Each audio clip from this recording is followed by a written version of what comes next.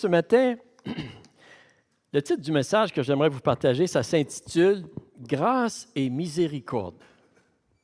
Deux mots à ne jamais oublier. Et à ce temps ici de l'année, nous entendons souvent des discours, vous savez, des discours aux étudiants qui terminent leur étude lors de leur graduation, ou peut-être des pères même qui font un petit discours à leurs enfants. Il y en a-tu qui font des petits discours à leurs enfants? OK. Mais souvent, vous savez, dans ces discours, nous entendons, il y a des phrases ou des mots-clés qu'on recommande de toujours se rappeler, vous savez. Et aujourd'hui, il y a deux mots-clés que j'aimerais partager avec vous. Et je crois que ces mots, ces vérités, sont essentielles pour réussir dans notre vie, et particulièrement dans notre vie chrétienne. Et sont essentielles pour se relever lorsque nous tombons ou que nous faisons un mauvais pas à droite ou à gauche. Et je pense, vous savez, que si l'apôtre Paul il serait ici ce matin, je pense qu'il nous parlerait de ce sujet-là. Il commencerait son discours en nous disant « Souvenez-vous toujours de ces deux mots-là, de ces deux vérités fondamentales, la grâce de Dieu manifestée en Jésus-Christ et la miséricorde, la compassion de Dieu manifestée en Jésus-Christ. » Êtes-vous avec moi ce matin? Là, je sais qu'il y a un petit peu de va-et-vient, là, mais je ne veux pas perdre votre attention. Vous êtes avec moi? OK. On va lire ensemble dans 2 Timothée, le chapitre 1. OK. Est-ce que tu pourrais mettre le curseur, Jacques, sur le... Merci. 2 Timothée, le chapitre 1, on va lire les 2 premiers versets. Ça nous dit « Paul, apôtre de Jésus-Christ par la volonté de Dieu, pour annoncer la promesse de la vie qui est en Jésus-Christ, à Timothée, mon enfant bien-aimé, que la grâce, la miséricorde et la paix te soient données de la part de Dieu le Père et de Jésus-Christ, notre Seigneur. » Amen. Que la grâce, la miséricorde et la paix te soient données de la part de Dieu le Père. J'aimerais premièrement regarder avec vous une définition. Une définition. Est-ce que tu peux remettre le curseur, Jacques? Merci. J'aimerais premièrement de regarder une définition des mots grâce et miséricorde. Premièrement, le mot grâce, on le définit comme ceci. C'est-à-dire ce qu'on accorde à quelqu'un pour lui être agréable sans que cela lui soit dû. Disposition à faire des faveurs, à être agréable à quelqu'un, aide surnaturelle qui rend l'homme capable d'accomplir la volonté de Dieu et de parvenir au salut. Le pardon, remise de peine et de dettes accordées bénévolement. Il y a des synonymes comme bienfait, don, faveur, même amnistie. Une définition du mot miséricorde, on définit une sensibilité à la misère, au malheur d'autrui, pitié par laquelle on pardonne aux coupables, qui a le cœur sensible au malheur, bonté ou bonne volonté envers les misérables, et l'affligé joint à un désir de les aider, vertu qui pousse à pardonner. Et parfois, le mot est traduit même par compassion. Donc, qu'est-ce que Paul voulait vraiment dire lorsqu'il disait à Timothée que la grâce et la miséricorde, la paix te soient données? Qu'est-ce que ces deux mots veulent réellement dire? Et pourquoi ils sont si importants pour nous de comprendre? C'est ça que je veux voir avec vous ce matin, puis je veux le voir afin que ça devienne vraiment quelque chose de pratique, très pratique dans notre vie. La première chose, c'est de réaliser, OK, il y a une autre définition, excusez-moi, une autre définition que j'aimerais de voir avec vous concernant la grâce et la miséricorde. Et c'est celle-ci. C'est-à-dire, faire grâce à quelqu'un, c'est lui donner quelque chose qu'il ne mérite pas. Faire miséricorde à quelqu'un, c'est de ne pas lui donner ce qu'il mérite. Voulez-vous répéter ça avec moi? OK. Faire grâce à quelqu'un, c'est lui donner quelque chose qu'il ne mérite pas. Faire miséricorde à quelqu'un, c'est de ne pas lui donner ce qu'il mérite. Et je trouve que ça décrit vraiment bien qu'est-ce que c'est. Premièrement, la grâce, vous savez, c'est le thème central de la Bible. C'est le thème central de la Bible, central, on pourrait dire, du Nouveau Testament et même de l'Ancien Testament, de toute la Bible. Toute la Bible nous parle de la grâce, de la faveur imméritée de Dieu. Savez-vous que le mot charis, grâce, est écrit 155 fois dans le Nouveau Testament, 100 fois dans les lettres de Paul. Et dans la Bible, nous voyons que la vérité, le sujet, que la grâce de Dieu joue un rôle vraiment prédominant dans la relation de Dieu avec l'humanité. Et depuis le début de la création, nous voyons que Dieu agit toujours avec grâce, avec amour, avec compassion envers sa création. Il veut nous donner des choses, des bonnes choses, il veut nous donner des choses qu'on ne mérite pas, des bienfaits qu'on ne mérite pas. Dieu, il désire faire grâce, il désire pardonner, il désire faire du bien, il désire accorder la joie, le bien-être, malgré les péchés et le manque de respect que nous avons à son égard. On le voit depuis le début, en fait, de la création. Il est un Père merveilleux et miséricordieux, parfait. Et le don principal que nous recevons lorsque nous choisissons d'accepter, vous savez, la grâce de Dieu par Jésus-Christ, c'est que nous recevons le pardon de nos péchés, nous pouvons avoir une communion avec Dieu, une relation avec Dieu, et en plus, nous avons la vie éternelle. Nous allons vivre éternellement dans la présence et dans la gloire de Dieu pour l'éternité. Et comme quelqu'un a dit, de tels bienfaits sont si nombreux que le croyant ne saurait rien demander de plus. Et c'est la raison, en fait, pourquoi que l'apôtre Paul, lorsqu'il écrit, vous savez, 31 fois dans ses lettres, il prie et il souhaite que les gens puissent vraiment avoir la grâce de Dieu. Le message central des paroles, on pourrait dire, et de la vie de Jésus-Christ, c'est la révélation et la manifestation de l'amour et de la grâce que Dieu nous offre, une faveur que nous ne méritons pas. Jésus est l'expression ultime de la faveur imméritée de Dieu. Le Nouveau Testament parle continuellement de la grâce de Dieu manifestée par Jésus-Christ. C'est-à-dire, on parle de l'évangile de la grâce, la parole de sa grâce. Nous sommes participants de sa grâce. Par la foi, nous acceptons à cette grâce. Et la Bible est très claire, vous savez, que nous recevons cette grâce par la foi et non par les œuvres. Et dans Éphésiens 2, 8 et 9, ça nous dit ceci, « Car c'est par la grâce que vous êtes sauvés, c'est par le moyen de la foi. Et cela ne vient pas de vous, c'est le don de Dieu.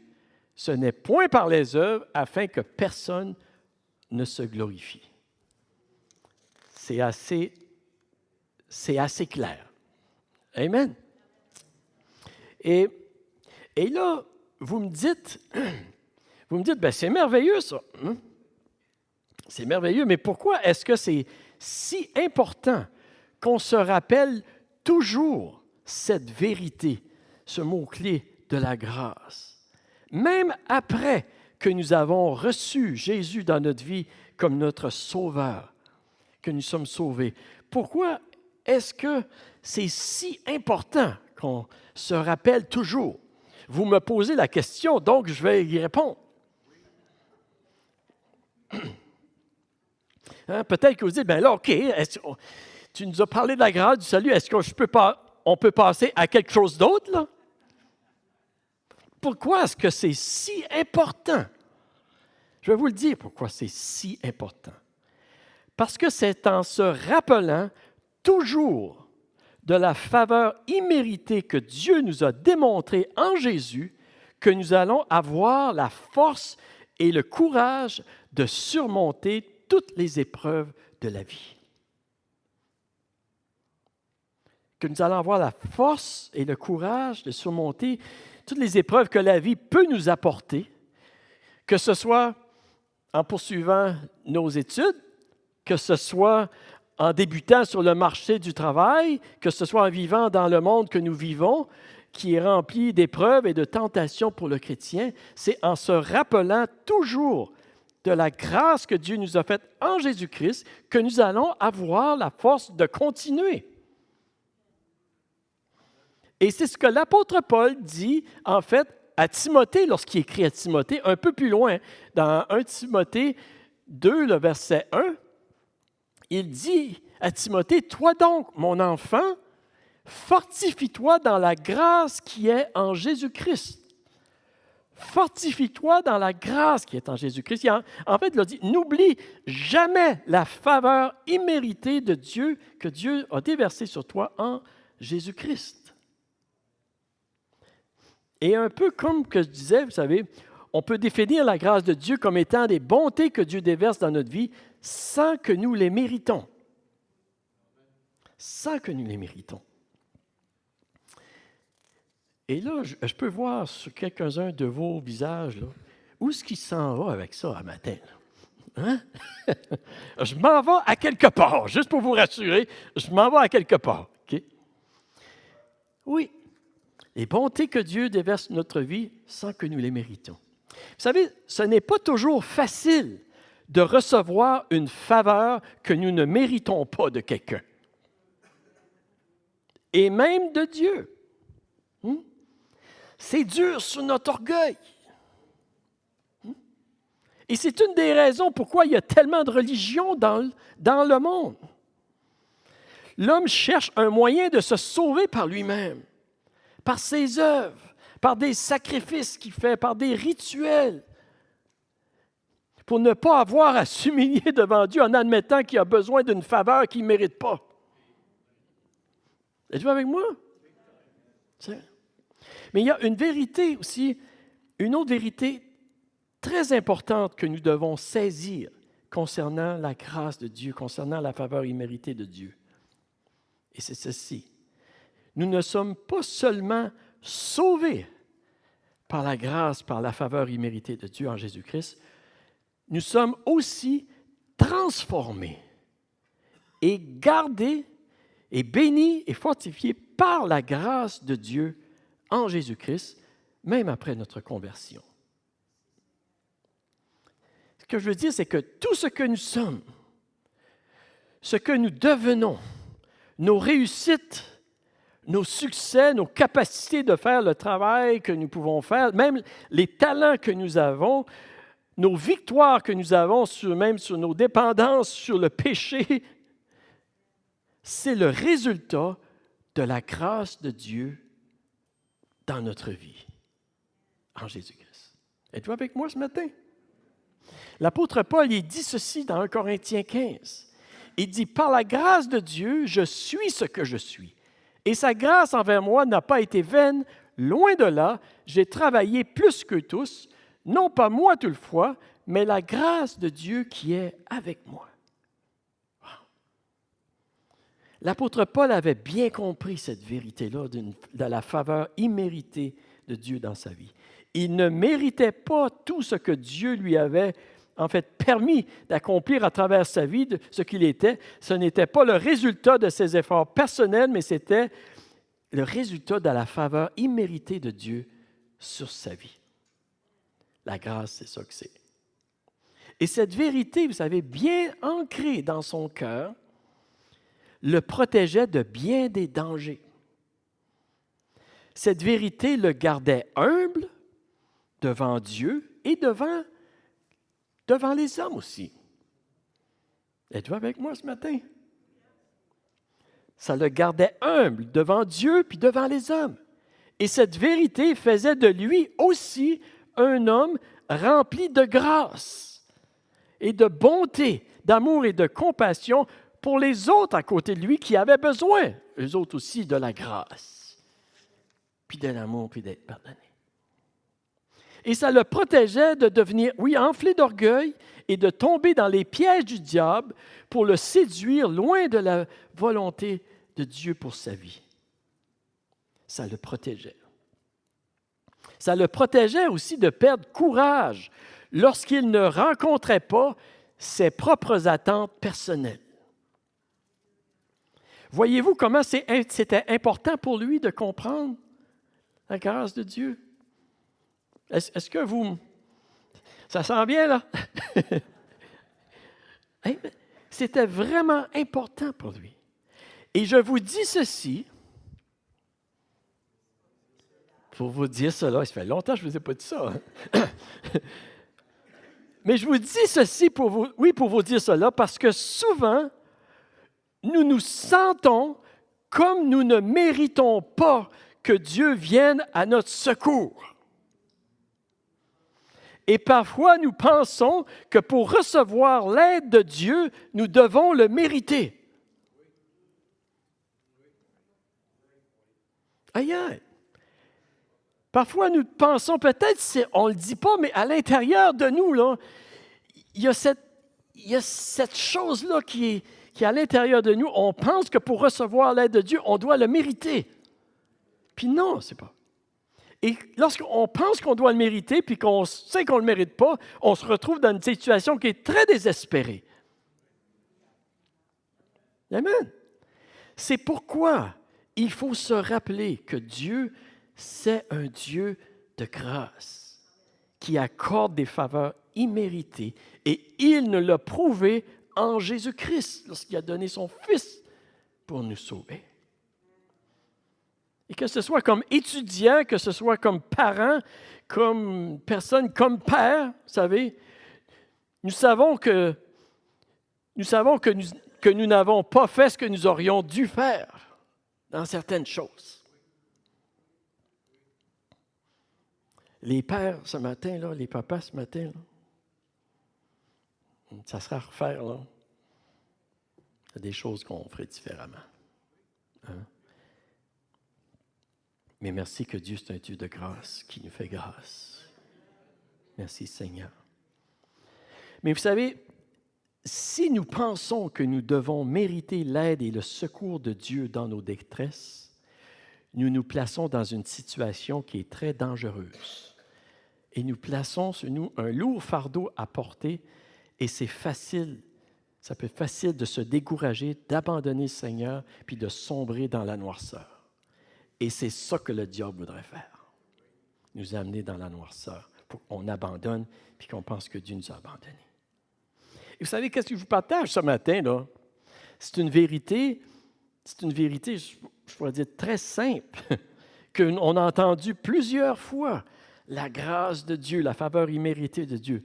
C'est vrai, on a entendu parler, mais ce n'est pas une vérité qui est facile à assimiler au plus profond de notre cœur. C'est pas facile à assimiler. Et c'est pourquoi, vous savez, oui, c'est un mot-clé, c'est une vérité fondamentale qu'on doit toujours se rappeler et bien serrer dans notre cœur, surtout pour se relever lorsque nous sommes faibles ou que nous tombons, que nous manquons le bateau à un moment donné à quelque part. Et que nous savons que nous ne méritons pas, on ne mérite pas que Dieu vienne à notre aide, mais il faut se rappeler que Dieu est quand même prêt et disposé de venir à notre aide. Puis c'est la seule manière qu'on va pouvoir s'en sortir. Puis Dieu, il nous dit, viens à moi. Viens à moi, puis je suis là pour t'aider. Et vous savez, comme l'apôtre Paul disait à Timothée, fortifie-toi dans la grâce qui est en Jésus-Christ. Parce que même Timothée, il allait avoir des moments ou des journées où il allait se sentir comme qu'il avait failli, puis comme qu'il ne méritait pas. Même lui. Même comme pasteur, vous savez, ça peut nous arriver, puis ça nous arrive aussi. Mais nous devons réaliser que Dieu est disposé de nous donner ce que nous ne méritons pas. Et parce que Jésus a pris sur lui le châtiment qui nous donne la paix, Dieu peut déverser ses bontés sur nous. Est-ce que ça vous arrive des fois de vous sentir comme que vous ne vous méritez pas grand-chose? Donc, on est tous dans le même bateau, hein? Vous savez, ça ne veut pas dire que le péché n'est pas grave et que nous ne devrions pas rechercher à plaire à Dieu et à vivre d'une manière qui lui est agréable et s'éloigner du péché. Ce n'est pas ça que ça veut dire. T'sais. Si on pense que, on va pécher encore plus, comme ça, la grâce va abonder. Hein? Comme l'apôtre Paul aux Romains, lorsqu'il écrit, il dit, « Que dire maintenant? Persisterions-nous dans le péché pour que la grâce abonde? » Il dit, loin de là. Si c'est ça qu'on pense, on n'a rien compris. On n'a rien compris. Dieu nous enseigne et nous encourage, oui, à développer des disciplines personnelles, à nous éloigner de ce qui est mal et de ce qui nous cause du mal. La Bible nous dit le commencement de la sagesse, c'est la crainte de Dieu. Je sais que je me répète ici, là, mais nous devons réaliser que Dieu est quand même disposé de nous donner ce que nous ne méritons pas, de venir à notre secours, à notre aide. Parce que Dieu, c'est un Dieu de grâce, qui fait grâce. Vous savez, c'est un peu comme le fils prodigue. Je pense un exemple merveilleux, là, c'est le fils prodigue qui est revenu à la maison de son père. Hein? Vous connaissez dans Luc, le chapitre 15. Le père l'attendait, les bras ouverts. Il regardait où est-ce qu'il était. Puis lorsqu'il est arrivé, ça a été la fête. C'était le party. Pourtant, le fils était loin de le mériter. Wow! Il avait demandé son héritage avant que son père soit mort. C'est pas mal insultant. C'est comme dire à son père, « J'aimerais bien mieux que tu sois mort, parce que je pourrais avoir mon héritage. » Ben écoute, je vais... Tu sais, c'est pas mal insultant. Hein? Puis en plus de ça, il a pris son héritage, puis il l'a tout dépensé dans la débauche. Puis là, il revient. Wow! Ça n'a pas de bon sens, il revient à la maison. Je vous juste poser une question ce matin. De quelle façon est-ce que vous auriez réagi? Aïe, aïe. Sais-tu, quand je pense à ça, je ne sais pas. Je ne sais pas comment j'aurais réagi. Mais Dieu, il réagit comme ça. Parce que nous savons un Dieu qui est rempli de grâce et de miséricorde. Amen. Merci Seigneur. Merci que Dieu, il nous aime d'un amour éternel, d'un amour infini. Et savez-vous que Dieu, il nous demande, vous savez, nous sommes appelés à devenir comme Dieu, de plus en plus comme le Seigneur. Et Dieu nous commande même de faire grâce de la même façon qu'il nous fait grâce. Et il nous demande de nous aimer les autres. Jésus a dit, « Aimez-vous les uns les autres comme je vous ai aimés. » Et c'est à l'amour que vous avez les uns pour les autres que le monde saura que vous êtes mes disciples. Jésus nous dit d'aimer de la même façon qu'il nous a aimés. En d'autres mots, Dieu nous dit que nous devrions, nous aussi, accorder des faveurs imméritées aux gens autour de nous qui ne méritent pas. De la même façon que nous avons besoin de recevoir des faveurs imméritées, Dieu nous dit, je veux que tu fasses des faveurs imméritées, toi aussi. C'est comme ça que je te demande d'aimer. C'est plus facile de recevoir une faveur imméritée que de donner une faveur imméritée. OK, vous êtes avec moi, là? Accorder le pardon à quelqu'un, c'est vraiment lui accorder une faveur imméritée. Dans l'apôtre Paul, lorsqu'il écrivait aux Éphésiens, il disait ceci, dans Éphésiens 4,32, il dit « Soyez bons les uns envers les autres, compatissants, hein, vous pardonnant réciproquement comme Dieu vous a pardonné en Christ. Vous savez, le mot grâce, c'est vraiment un mot-clé dans la vie de l'enfant de Dieu pour recevoir la force et le courage de continuer à suivre Jésus lorsqu'on sait qu'on ne mérite pas toutes ses bontés. Et c'est un mot-clé aussi, vous savez, pour pouvoir donner et accorder la grâce aux gens autour de nous. Les gens autour de nous, ils ont besoin, eux autres aussi, de la grâce, de notre grâce dans notre vie. Et vous savez, nous, pour être capables de le donner, nous devons réaliser la grandeur de la grâce de Dieu à notre égard. Et c'est seulement en saisissant la grandeur de la vérité, de la faveur que Dieu nous a manifestée en Jésus, même après que nous avons reçu Jésus, que nous pourrons faire grâce et accorder des faveurs imméritées à ceux qui nous ont offensés, à ceux qui ne le méritent pas.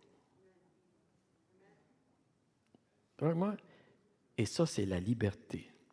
On pourrait le définir.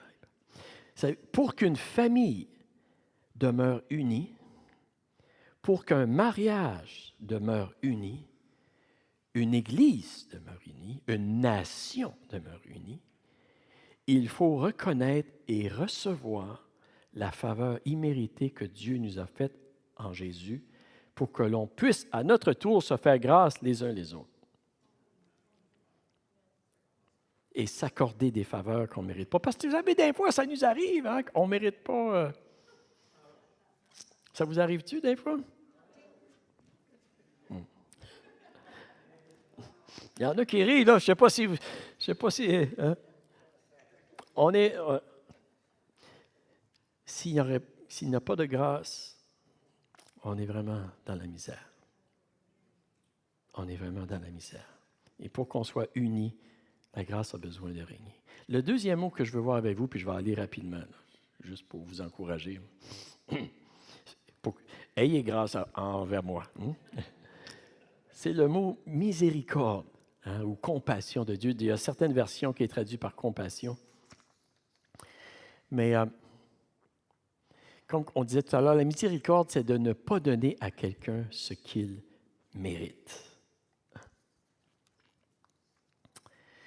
La Bible nous dit, vous savez, dans Éphésiens, j'aimerais qu'on le dise, Éphésiens 2, 4 et 5, ça dit ceci. « Mais Dieu qui est riche en miséricorde, à cause du grand amour qu'il nous a aimés, nous qui étions morts par nos offenses, nous a rendus à la vie avec Christ. C'est par grâce que vous êtes sauvés. » Allez. Dieu, vous savez, il est riche en miséricorde. Heureusement que Dieu n'est pas comme nous. Si Dieu serait comme nous, vous savez, il nous donnerait probablement toujours ce que nous méritons. Tu as fait ci, tu as fait ça, tu vas avoir ce que tu mérites. Non, Dieu n'est pas comme ça. Merci Seigneur. Mais si nous pensons que Dieu nous donne toujours seulement ce que nous méritons, nous allons avoir très peur de lui. Parce que souvent, ce que nous méritons, c'est un bon coup de botte en arrière, dans notre derrière.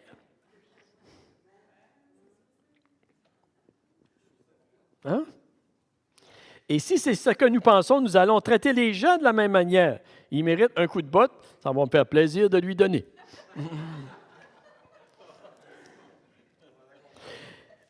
On rit, hein? On rit, mais malheureusement, c'est pour ça que Dieu a besoin de changer notre cœur, puis de nous faire réaliser la grandeur de sa grâce envers nous, d'une faveur imméritée, pour que nous ne traitions pas les autres à côté de nous de cette façon-là. Vous savez, ça ne veut pas dire que Dieu ne nous laisse jamais subir les conséquences de nos actions, de nos choix, de notre stupidité, qu'on pourrait dire. Non. Mais Dieu le fait toujours pour notre bien, pour nous apprendre à faire des meilleurs choix. Dieu le fait par amour, comme un bon père pour ses enfants. Dieu le fait toujours de cette façon-là, pour nous.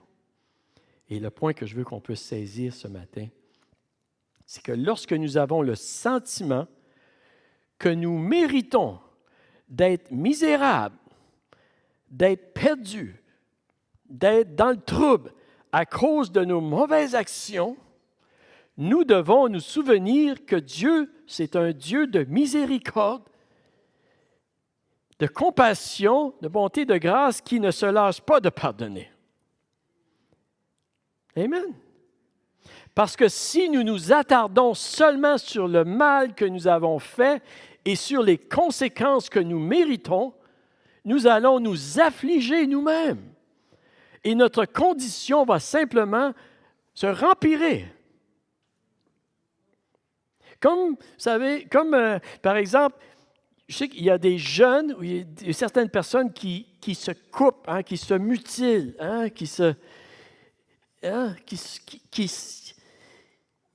c'est comme ils ont un sentiment, là, il faut que je sois misérable, et ils sont en train de saboter leur propre vie. Et si nous avons ce sentiment-là, nous aussi, que nous devrions recevoir ce que on mérite, nous pouvons nous aussi saboter notre propre vie. Il y a des gens qui détruisent leur propre vie à cause qu'ils pensent qu'il faut simplement recevoir qu'est-ce qu'ils méritent. Ils se privent de grandes bénédictions. Et c'est la raison pourquoi nous devons nous rappeler que Dieu, c'est un Dieu de miséricorde. Dieu ne nous donne pas ce qu'on mérite. Êtes-vous avec moi ce matin? Il y a une autre personne qui a défini la miséricorde de cette façon-là. Je trouve que c'est bien dit. Il dit, la miséricorde, c'est Dieu qui nous lance une corde lorsque nous sommes dans la misère, sans qu'on le mérite. C'est Dieu qui nous lance une corde dans la misère, sans qu'on le mérite. Donc, qu'est-ce que nous devrions faire?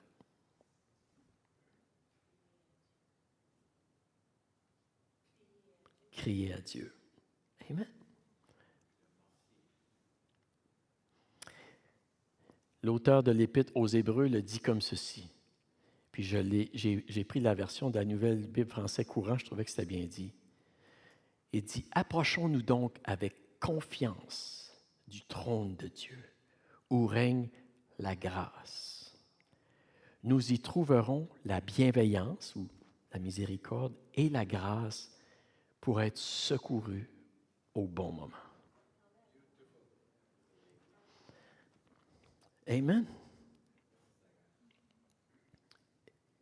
Et c'est ça ce que Dieu nous dit. Il va dire, c'est le sentiment que j'ai dans mon cœur, vous savez, puis le dernier message que je vous ai partagé, en fait, je vous ai dit la même chose, la promesse qui dit que lorsqu'on passe dans le feu, Dieu va être avec nous dans le feu. Puis lorsqu'on passe dans les eaux, les vagues, que Dieu va être avec nous dans les vagues. C'est des gens qui se rappellent quelques semaines passées. J'ai le sentiment, vous savez, dans mon cœur que Dieu, il veut nous dire, il dit à son peuple, je suis avec vous. Les temps seront pas nécessairement faciles qui sont devant nous. Et avec les difficultés aussi qui vont venir, vous savez, avec la pression qui augmente aussi, qu'on veut qu'on ne veuille pas, dans notre monde, la pression contre les chrétiens, contre les enfants de Dieu, et même peut-être, à un moment donné, il va y avoir de la pression pour faire des compromis dans notre marche avec le Seigneur. Et parfois, on va peut-être se sentir, OK, Dieu, He gave up on me.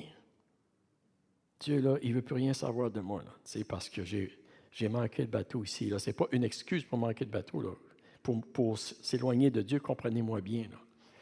Mais j'ai l'impression que le Seigneur veut nous rappeler qu'il est un Dieu de grâce et de miséricorde, pour que si ça arrive, qu'on ne s'éloigne pas de Dieu, mais qu'on revienne au Seigneur. Je vous dis ceci, puis je crois que c'est vraiment le Seigneur qui nous dit ceci.